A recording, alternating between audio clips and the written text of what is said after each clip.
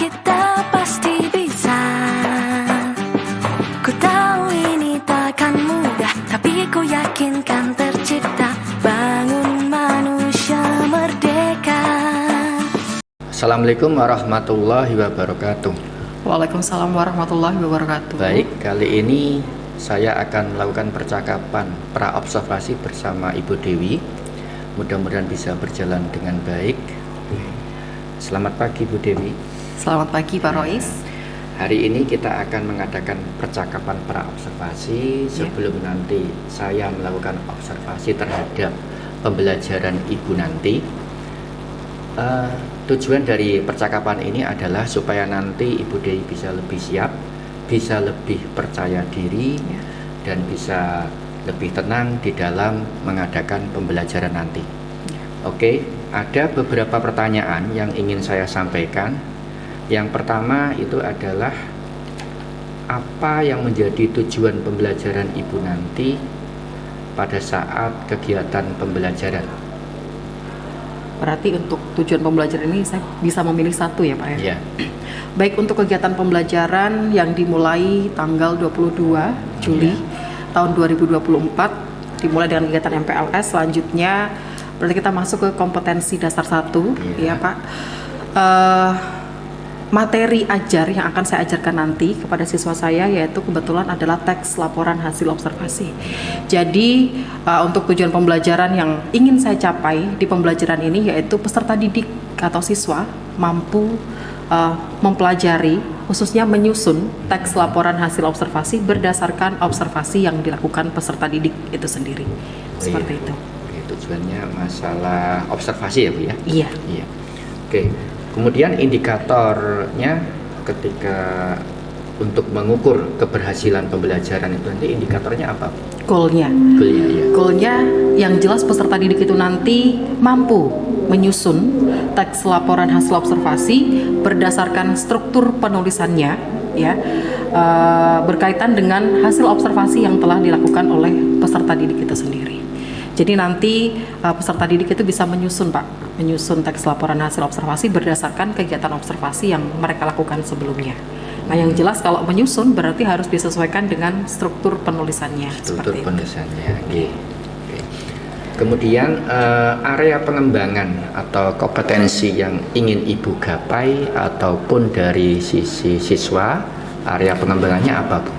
Untuk area yang ingin khususnya saya sebagai pengajar atau pendidik di media pembelajarannya. Media pembelajaran. Ya. Selain media, yaitu teori ajar saya, Pak. Teori. Jelas kalau media dan teori ini yang saya sampaikan nanti ke siswa atau ke peserta didik tidak sampai, yang jelas peserta didik tidak akan mampu menyusun teks laporan hasil observasi berdasarkan strukturnya itu tadi. Jadi lebih di medianya, media dan teori. Ya. Kemudian masalah rancangan pembelajaran. Kegiatan pembelajaran apa yang akan Ibu lakukan nanti? Mohon maaf, untuk rancangan maksudnya seperti apa Pak? Mungkin kan kegiatan rancangan di dalam rancangan Ibu, kegiatan pembelajaran yang akan dilakukan seperti apa? Model pembelajaran seperti itu atau apa? Kegiatan intinya mungkin. Kegiatan intinya. Iya. Kegiatan intinya yang jelas peserta didik nanti melakukan kegiatan observasi dulu. Yeah. Ya. Jadi memang saya serahkan ke peserta didik masing-masing Pak. Observasi apa yang ingin kalian lakukan seperti itu. Nah, setelah mereka melakukan kegiatan observasi, mereka menuliskan intinya seperti apa hasil observasi itu. Nah, hasilnya itu nanti akan mereka susun menjadi sebuah teks yang namanya teks laporan hasil observasi. Tapi harus disesuaikan dengan struktur penulisan teks laporan hasil observasi ini. Yang jelas kalau untuk teks diawali dari pembukanya, kemudian isinya seperti apa, dan bagian simpulan atau penutupnya seperti apa. Kurang lebih seperti itu. Nah, untuk strateginya, pembelajarannya seperti apa? Strategi, berarti masuk ke model ini ya? Iya, bisa. Model pembelajaran, sebenarnya kalau untuk menulis memang lebih menggunakan proyek ya Pak. Kalau proyek berarti saya membutuhkan waktu yang cukup ya. Berarti proyek berarti PJBL ya. Project Based Learning. Jadi saya membutuhkan waktu kurang lebih 2-3 minggu untuk kegiatan observasi sampai dengan mereka berhasil menyusun sebuah teks laporan hasil observasi itu. Seperti itu Pak. Nah, media pembelajaran apa yang Ibu gunakan pada saat nanti? Kurang lebih nanti saya menggunakan PowerPoint karena menurut saya itu cukup efektif Bapak. PowerPoint untuk menyampaikan teorinya seperti apa, kemudian dari PowerPoint itu saya juga menyertakan satu link yang berisi video hasil observasi beberapa anak-anak atau mungkin saya mengambil dari hasil observasi saya sendiri begitu untuk saya sampaikan ke anak. Kurang lebih ini loh begitu. Oh iya. Seperti itu kurang lebih Bapak. Seperti itu. Nggih. Oke, untuk masalah penilaian, mungkin metode penilaian yang digunakan nanti seperti apa? Tertulis ya. Tertulis ya? Ya, Oke. karena menurut saya cukup efektif Bapak, karena tertulis itu goalnya nanti anak memang menyusun, sebenarnya bisa lisan, tapi kalau dari segi lisan saya tidak bisa melihat struktur penulisannya seperti apa, jadi model pembukanya seperti apa, kemudian bagian inti atau isinya seperti apa, penutup seperti apa, jadi lebih ke tertulisnya, kurang lebih itu Bapak. Baik, pembahasannya ini sudah lumayan lengkap ya sampai pada penilaian. Itu pelaksanaannya kira-kira tanggal berapa, kemudian untuk kelas berapa? Kurang lebih nanti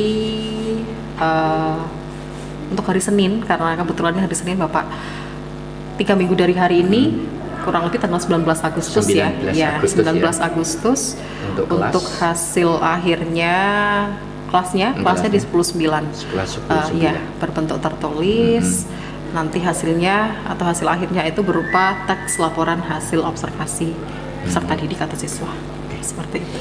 Baik, ya nanti akan saya amati dan mencatat hal-hal apa saja yang perlu dilakukan pada saat pembelajaran nanti.